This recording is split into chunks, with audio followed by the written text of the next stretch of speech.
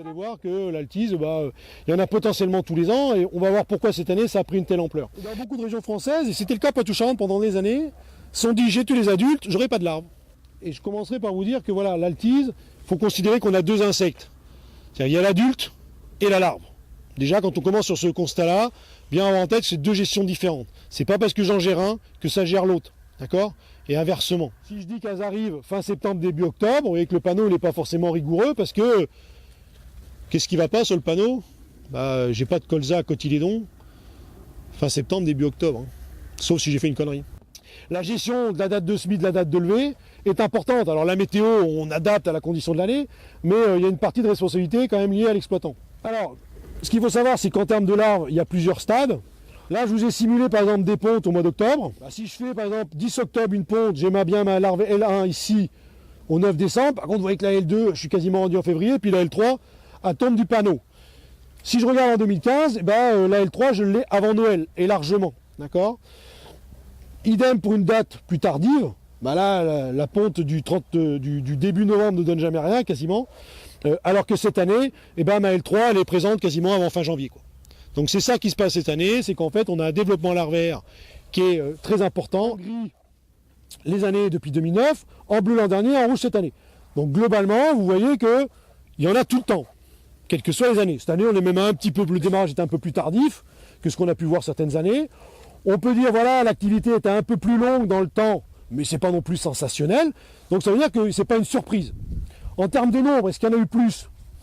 Oui, on peut se dire qu'il y a eu une petite activité peut-être un peu plus importante en termes de capture, mais enfin ça reste dans du raisonnable, c'est des choses très très proches. Donc ça veut dire que les adultes, on en a eu cette année, on en a eu les années précédentes, on en aura l'année prochaine.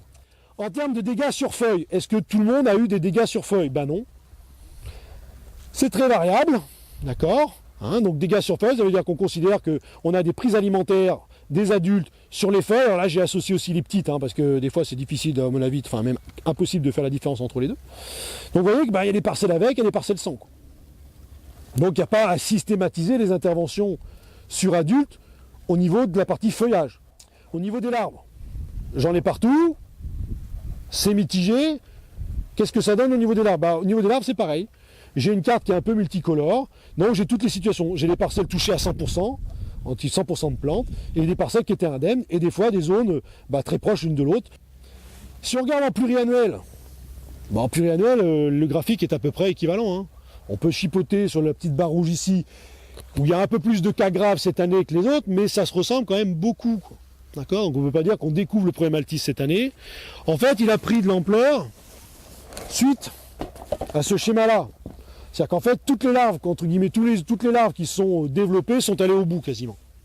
Donc c'est ce qui a fait le dégât. Mais des larves, on en a. Ce qui s'est passé cette année, ça peut se reproduire quasiment tous les ans.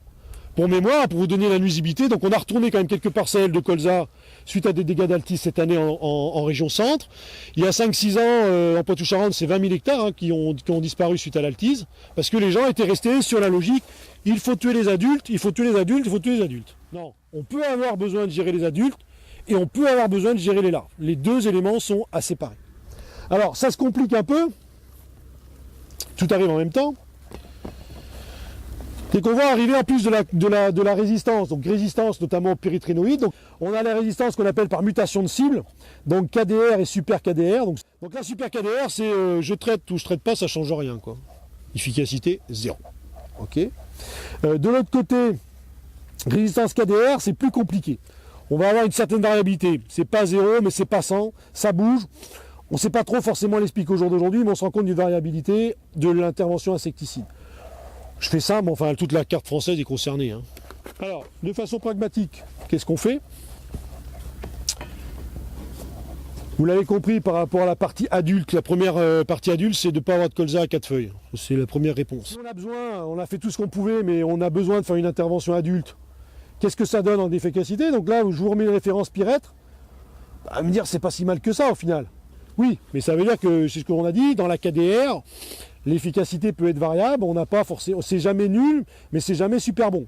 Mais on va continuer à sélectionner ceux qui sont éventuellement KDR et puis encore plus super KDR. Chlorpyrifos ici, malgré ce qu'on pourrait croire, les organophosphorés, alors il y a toujours une exception à la règle, mais les organophosphorés ici c'est éventuellement le Pyrinex, c'est pas sensationnel, quoi. C'est-à-dire que c'est pas une réponse. Ici, chlorpyrifos pyrète, donc là on va retrouver les produits type Nurel ou Dascor, bah, c'est pas mal. Hein, c'est-à-dire qu'on retrouve une efficacité, donc on est bien content d'avoir ce petit bout de pyrète, plus celui-là, pour arriver à faire quelque chose. Il y a un produit qui arrive sur le marché qui s'appelle le Boravi. Donc le Boravi, en fait, c'est un organo. Donc vigilance, c'est pas parce qu'on a beaucoup d'adultes, c'est pas parce qu'on n'en a pas beaucoup, c'est pas parce qu'on en a tué ou pas, que ça gère le problème larve. Le problème larve, c'est un problème indépendant.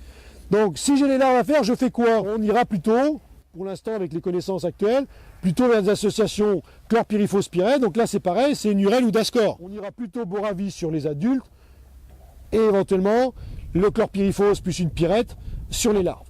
Certains se réveillent au mois de mars, tuer les insectes une fois que les dégâts sont faits, c'est un peu tard.